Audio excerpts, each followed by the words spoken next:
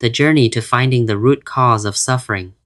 People have a hard time letting go of their suffering. Out of a fear of the unknown, they prefer suffering that is familiar. There is an important distinction to make when speaking about suffering. When I mention suffering in this book, I'm referring to psychological and emotional suffering.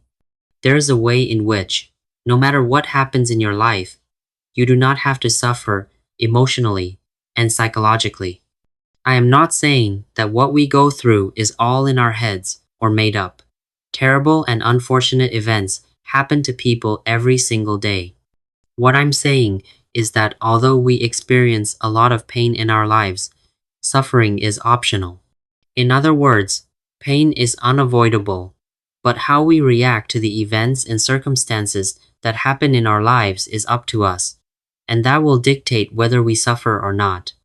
Buddhists say that any time we experience a negative event in our lives, two arrows fly our way. Being physically struck by an arrow is painful. Being struck by a second emotional arrow is even more painful. Suffering.